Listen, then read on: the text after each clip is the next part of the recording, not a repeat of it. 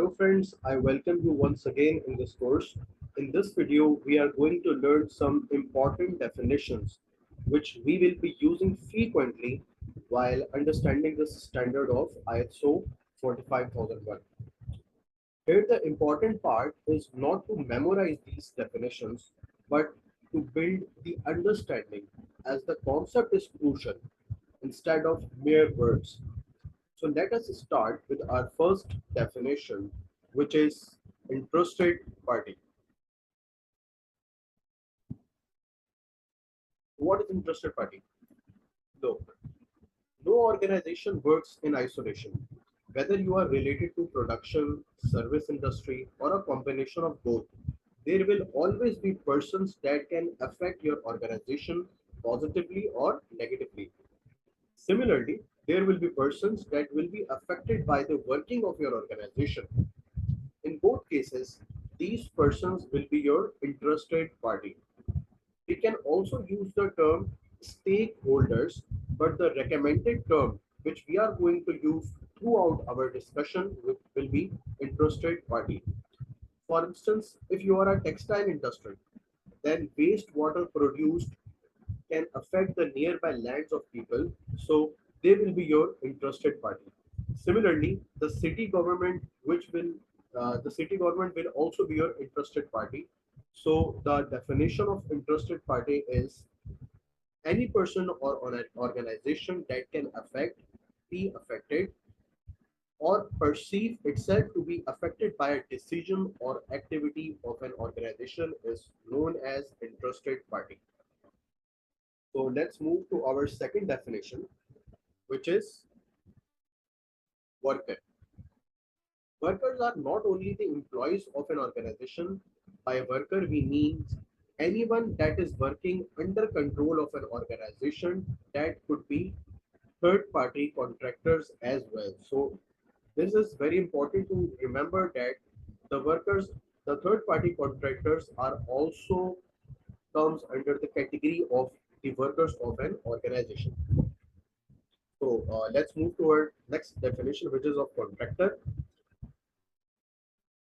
From the definition of worker, there arises our next definition about contractors.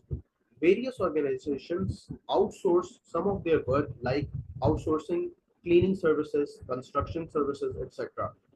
These will be considered the contractors and will be the part of implementing this standard. So our next definition is requirement. In organizations, there are some needs that are mandatory and has to be fulfilled in order to have smooth work flowing, and there are some expectations that are not stated but interested parties implies that this should be fulfilled. So there are two terms. One is mandatory requirements and the other one is expectation, and both of these terms comes under the category of requirement. So any need or expectation that is stated or generally implied or which is obligatory is your requirement. Our next definition is legal and other requirements. This is a bit different from the previous definition of requirement. Basically, there are two kinds of requirements. One is legal, that the organization must comply. For example, an electric utility working in US, UK, or Canada must comply with their national electric code.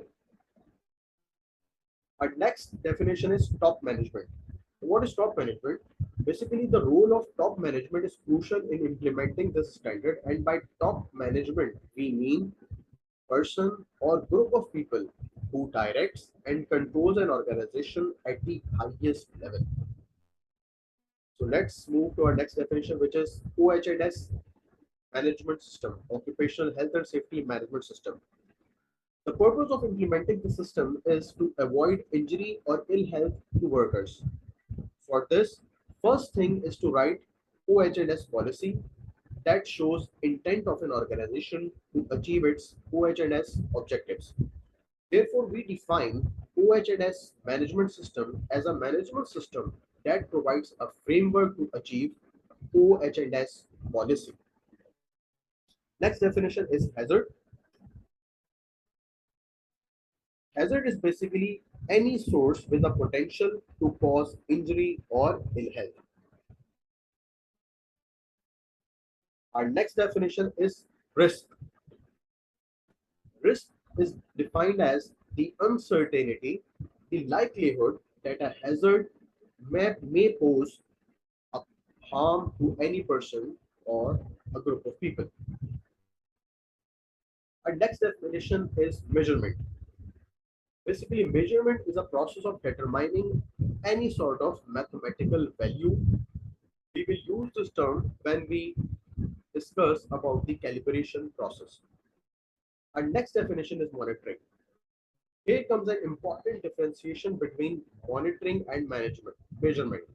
Monitoring is determining the status of an activity in a given instant, whereas measurement is a process to determine a mathematical value.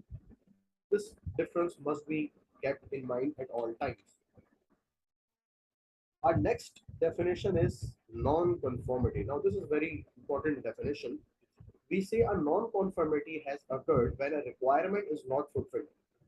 I hope you remember the definition of requirement. So whenever a requirement is not fulfilled, we say that a non-conformity has occurred. For example, as we will see later, if commitment to fulfill legal requirement is missing in policy, then we term it as a major non-conformance. Next definition is corrective action. In case of non-conformity, any organization will definitely take some steps or some actions to eliminate the causes. These actions will be termed as corrective actions. Remember that preventive actions were the part of OSA's 18001 standard. However, ISO 45001 do not use this term. Instead, the standard implies that by implementing this standard, you are already taking preventive measures. Next definition is continual improvement. So these are some important definitions. What I need you to do is to pause and go through this video one more time before proceeding to the next video. Till then, have a good day.